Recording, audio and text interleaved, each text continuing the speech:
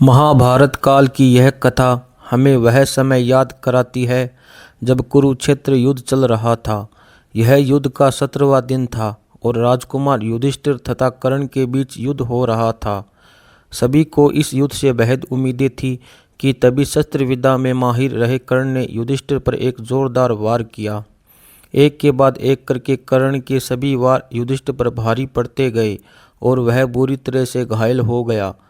अब कर्ण के पास एक मौका था कि वह युधिष्ठिर को मारकर पांडवों की नींव हिलाकर रख दे, लेकिन उसने यह मौका हाथ से जाने दिया।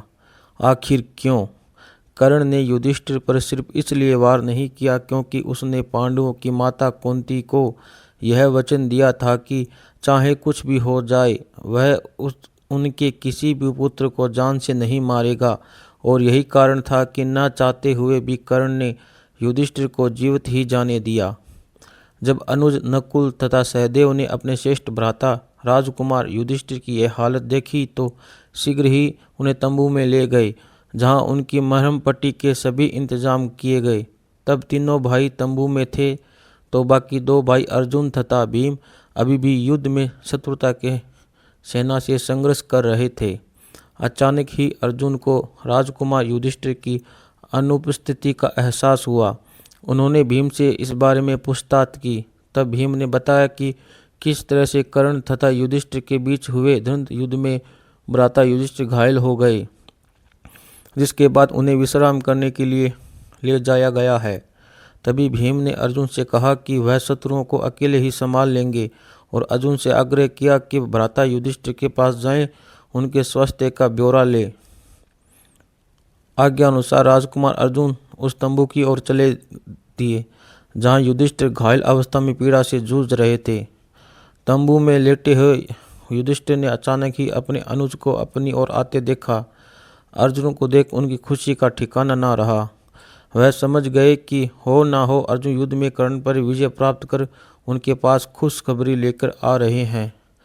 वह अंदर ही अंदर बेहद गर्व महसूस कर रहे थे कि उनकी इस हालत के लिए जिम्मेदार व्यक्ति को उनके अनुज ने दंड दे दिया है और अवश्य ही अर्जुन ने कर्ण को मार दिया होगा।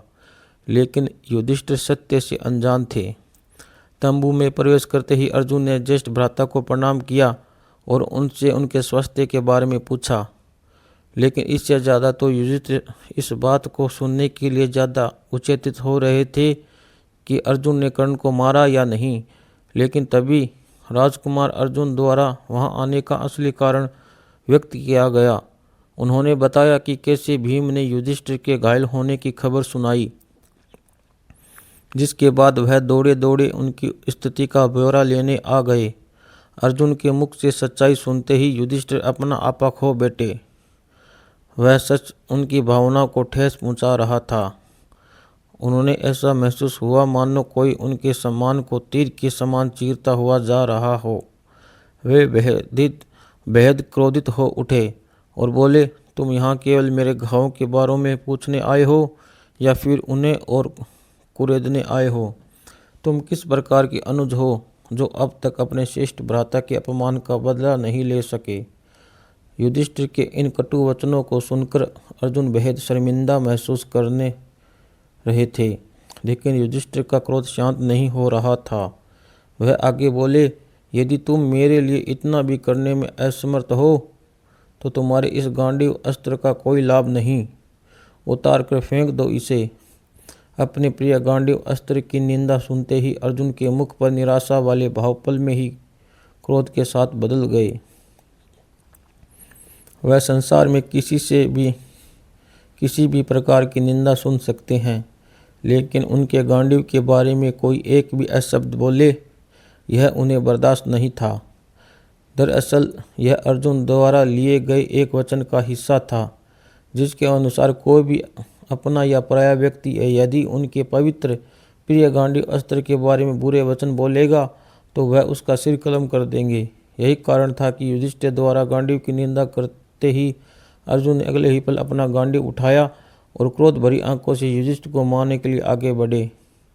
तभी श्री कृष्ण वहां पहुंचे और अर्जुन के इस व्यवहार को देखते ही उन्हें रोकने की आज्ञा दी। श्री कृष्ण राजकुमार अर्जुन का यह रूप देखकर बहुत अचंभित हुए। वे समझ नहीं पा रहे थे कि आखिरकार ऐसी क्या बात हुई जो अर्जुन अपने ही प्रिय भाई युधिष्ठिर के प्राण लेने को तैयार हो गए। तत्पश्चात अर्जुन ने उन्हें घटना का सार बताया और फिर श्री कृष्ण को समझ आया कि आखिर बात क्या थी।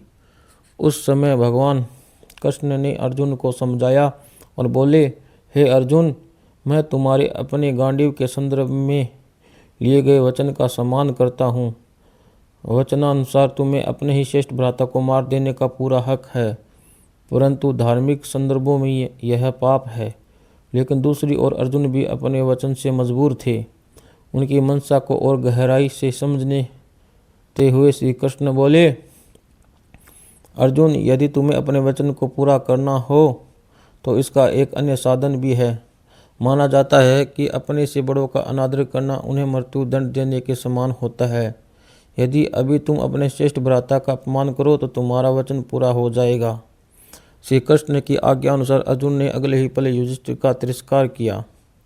अपने द्वारा किए गए इस अनादर को अर्जुन सहन न कर सके और इस बार अपने ही प्राण लेने के लिए उन्होंने अपनी तलवार उठा ली। लेकिन भगवान कृष्ण ने उन्हें ऐसा करने नहीं दिया।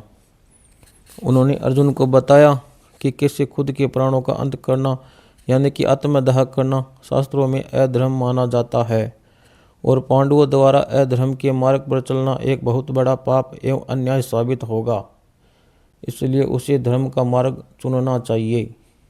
इसके साथ ही श्री कृष्ण ने कहा कि आत्म प्रशंसा आत्मघात के समक्ष है, इसलिए तुम दूसरों के सम्मुख अपनी वीरता की खुलकर तारीफ करो, जिससे तुम्हारा वचन पूरा हो जाएगा। श्री कृष्ण के इन वचनों को सुन धीरे धीरे राजकुमार अर्जुन का क्रोध शांत हुआ और उन्होंने खुद के सिर पर रखी उस तलवार को नीचे उतारकर फेंक दिया। उस प्रकार भगवान कृष्ण के निर्देशों से राजकुमार अर्जुन का वचन पूरा हुआ और साथ ही वह किसी भी प्रकार का अधर्म करने से बच गए।